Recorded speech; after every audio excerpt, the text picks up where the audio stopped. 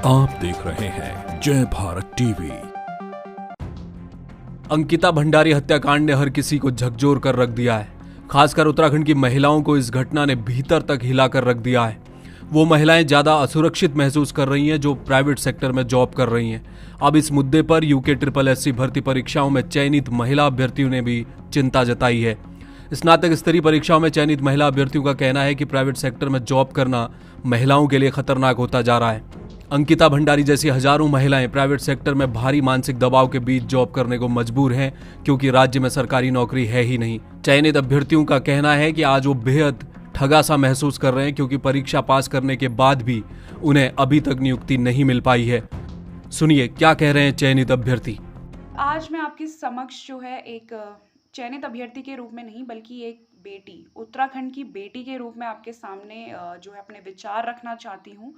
बहुत ही दुर्भाग्यपूर्ण जो है समय चल रहा है। नवरात्र चल रहे हैं जिसमें माता रानी जी की पूजा होती है और साथ ही माता रानी की जो रूप है, साक्षात रूप जो है उनकी, माता रानी की जो धरती पे लड़कियां, उनके साथ कई सारी जो घटनाएं हैं वो देखने को मिल रही हैं। जो अंकिता जी हैं हमारी बहन, उनको, उनकी आत्मा को भगवान शांति दे, हम यही प्रार्थना करेंगे। और उनके घर वालों को जो है इन सब से गुजरने की, इन सब से लड़ने की शक्ति दे, ये भी हम प्रार्थना करेंगे। काफ़ी दुख पहुंचता है हमें जब हम ये सब चीज़ें हमें सुनने और देखने को मिलती है, क्योंकि ऐसा नहीं है कि ये सिर्फ कुछ ही लड़कियों के साथ होता है, ये हर किसी लड़की के साथ कभी ना कभी हुआ रहता है। तो हम जो है उन चीज़ से रिलेट कर सकते हैं और जब हम ये चीज़ें सुनते हैं तो काफ़ी रूह कांप जाती है हमारी। सरकारी नौकरी के थ्रू रोज़गार पाने का जो ऑप्शन है लड़कियों के लिए, वो सेफ रहता है और काफ़ी हद तक ये सही भी है। आप रीसेंट एग्जाम्पल को देख सकते हैं कि सिर्फ मात्र जो है कुछ रुपये कमाने के चक्कर में जो है अंकिता जी की जान जो है अपनी गंवा बैठी। और ऐसा डेली लाइफ में बहुत सारी लड़कियों के साथ होता होगा, ये हम अनुमान लगा सकते हैं। तो जब जब हम जैसे लोग, जब हम जैसी बेटियां, बहनें आपकी, जब हम इतनी मेहनत करके और अपने घर वालों से लड़ झगड़ के जो है जब हम सरकारी नौकरी की जो है तैयारी करते हैं, उसके बाद उस सरकारी नौकरी को उत्तीर्ण करते हैं, तो तब भी हमें नियुक्ति नहीं मिलती है, हमें हमारा हक नहीं मिलता है, हमें सड़कों पर उतरना पड़ता है अपने हक की भीख मांगने के लिए। तो फिर आप बाद में मत रोइए ना। आप जब आपकी बेटियों को अपॉर्चुनिटी मिलती है एक सेफ एनवायरनमेंट में काम करने की, तब आप कुछ नहीं उनका साथ देते, ना ही आप कोई आवाज़ उठाते हैं, ना ही उनको उनका हक दिलाने में आप उनकी मदद करते हैं। तो फिर आप बाद में क्यों रोते हैं? आप ही अंकिता जी चली गई हैं, उसके बाद जो है मैंने देखा जनता का गुस्सा बहुत फूट रहा है, लोग सड़कों पे आए हैं। तो आपकी आंखें तभी क्यों खुलती है जब कोई मर जाता है? नमस्कार, मेरा नाम अंजू बिष्ट है। मैं वीडियो एग्जाम में सेलेक्टेड स्टूडेंट हूँ।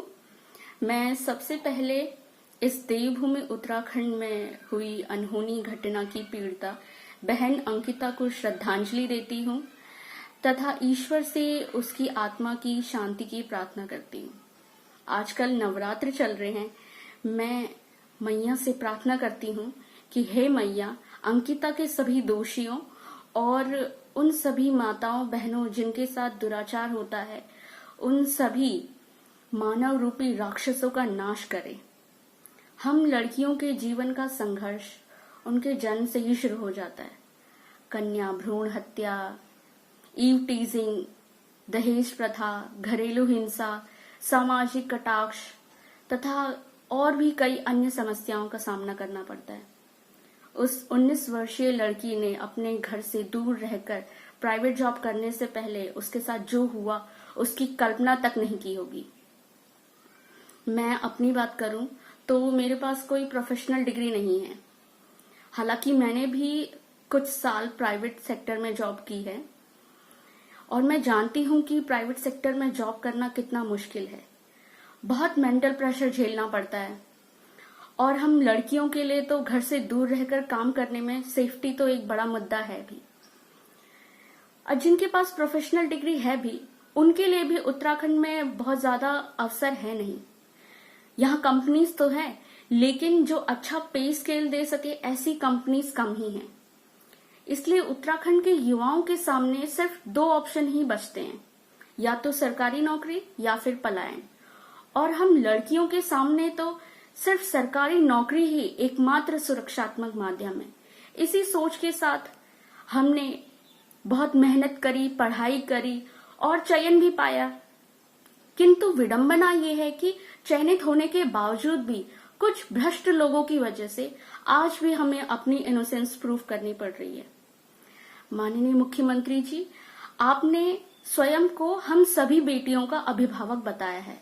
उसी नाते आज आपकी ये बेटी आपसे न्याय की गुहार लगाती है। कृपया हम जीवित बेटियों को हमारी मेहनत का फल मिले। आज राज्य के प्रत्येक युवा के लिए जो समय चल रहा है वो बिल्कुल भी सुखद नहीं है। ना ये सेलेक्टेड बच्चों के लिए अच्छा है, क्योंकि वो अपनी नियुक्ति के लिए दर दर भटक रहे हैं। चाहे वो LT वाले हों, चाहे स्नातक स्तरीय परीक्षा वाले हों, चाहे नर्सिंग वाले हों। और प्राइवेट सेक्टर में भी हम देख सकते हैं कि अंकिता वाला जो केस है उससे पूरे राज्य को ही नहीं बल्कि पूरे देश को झकझोर कर रख दिया। तो इसके लिए हम सिर्फ यही कर सकते हैं, निवेदन कर सकते हैं सरकार से कि महिलाओं की सुरक्षा के लिए एक कड़े से कड़े नियम लाने चाहिए। दूसरी ओर महिला आरक्षण का मुद्दा है। महिलाओं से 30% जो नया आरक्षण मिलता था वो भी लगभग छिन चुका है।